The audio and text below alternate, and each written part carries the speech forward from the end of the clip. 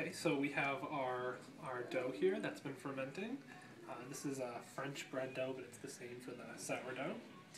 And what we want to do is put it into a ball first, and then to create surface tension, we want to stretch it, fold it around, and pinch it in the back. You can do that to the other side. Now when you pinch it, you want to make sure these sides actually come together. And when you're fermenting, if you put a little bit of oil in the bowl to help it rise, if there's too much oil, you're gonna have a hard time pinching these and closing them together.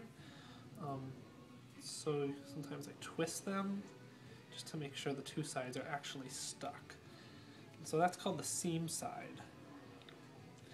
You can see that this side actually has some surface tension. So what I'm going to do is I'm going to take that and put it seam side up in my Tupperware container lined with a cloth. There's a little bit of cornmeal inside that. So I'm just going to sprinkle a little bit more cornmeal on top. And I'm going to cover that up. And that's one of them. And then here's the other half. Again, we're going to put it into a ball, and you don't want to degas it too much.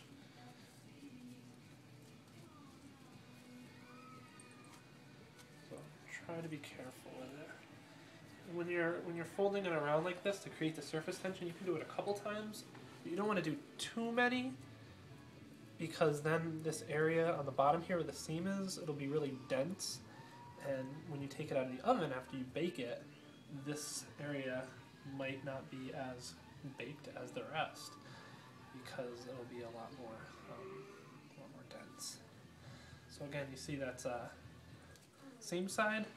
This is the top side. You can see the surface tension in it.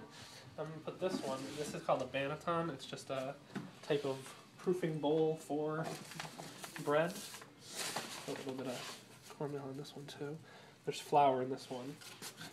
And I'm going to cover this with a towel as well. And they're going to sit out for about an hour.